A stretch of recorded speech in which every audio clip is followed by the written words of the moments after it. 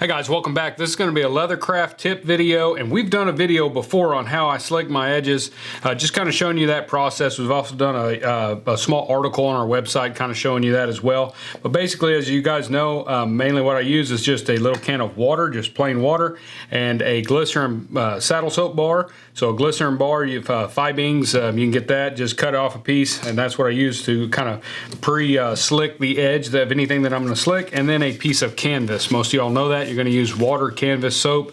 There's a whole variation. Everybody's got their own method for their edges, and there's also great mixes out there like Martin's Mix or Tokonole. There's a lot of different types of edge solutions out there that you can use on your edges to get those really nice smooth edges. And of course, sanding those and prepping those before you go to slick them is going to get you the best possible results. But that we've talked about in another video. In this video, I want to show you, as I'm not sure if we talked about it in any of our slicking videos, but what do you do with a brand new piece of canvas? Do you just use it straight? We're going to talk about that. If you watched our last Monday video, you probably saw that we got a huge bag gifted to us of just scrap canvas. It's just plain canvas here. You can get this stuff at Hobby Lobby. You can buy it by the yard. You can also buy some of the bags that they sell, those canvas bags that you paint yourself and stuff. Sometimes they run those actually cheaper per square inch or square yard, whatever you want to figure out, than just buying it off the roll. So sometimes you can buy those bags, cut those up, use that. You can also use denim. The only reason I really don't like to use a lot of denim is sometimes that blue color from the jean material can kind of transfer. I've had that happen a couple times. So if you're going to use denim or something, you want to be sure that it's fairly old and they've been washed quite a bit so that you don't get any of that dye.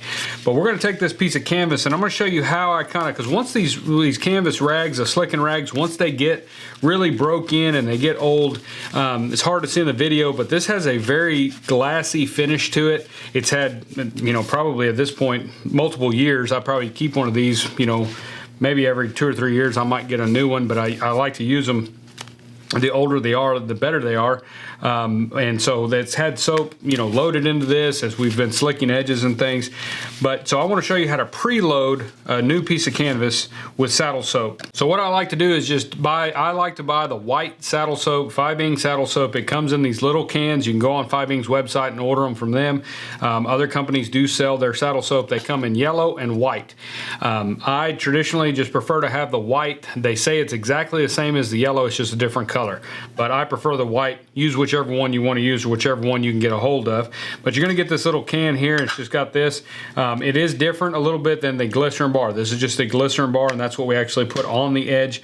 But for our canvas, what I like to do is take this white saddle soap, handy to have in the shop, take your brand new piece of canvas and just rub that on the soap.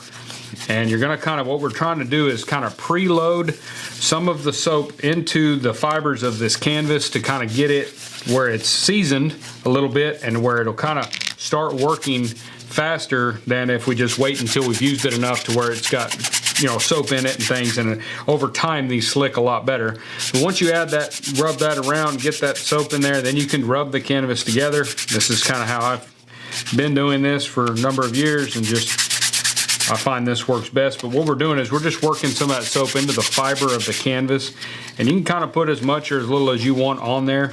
You can also, as you're edging, you can just dab this into there and work that on your edge as well. I'll show that. But anyway, we're just going to do that.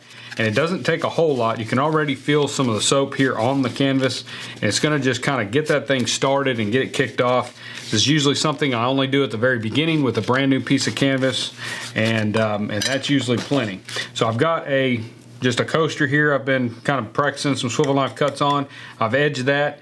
I'm going to do my process here. I'll show you that real quick. I just take my water, put that on the edge. I like to use just a glycerin bar. More water than soap. We just want to put a little bit of that glycerin bar on there, and then we'll take our canvas and begin working our edge. And as you go along there, like we've said in another video, you kind of want to feel that friction, and it's not really necessarily how fast you're slicking that edge that is adding to the friction, but it's also the amount of pressure that you're giving that with your fingers there as you're slicking that edge. And you'll begin to see that edge get nice and shiny and nice and smooth.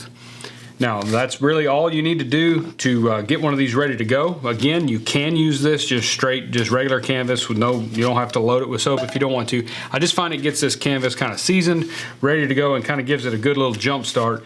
And over time, you'll get one of these canvases that are just right, and these slick up really well. The older they get, the better they'll work, and they just work really, really well to get that slick down. You can use the same canvas when you're slicking with any of the slicking mixes that are out there. The Martin's Mix, Tokonole, I think Bob Park maybe has some edge slicking solution. Any of those will work to get the best possible edge that you possibly can.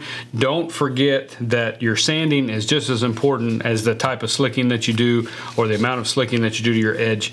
A lot of times you can keep sanding and get that as smooth as possible, and then when you think it's nice and smooth and everything, when you slick, it's going to look a lot better and a lot smoother, just a lot more professional. So just wanted to share that little tip with you right quick, and I appreciate you guys watching. We'll see y'all in the next video.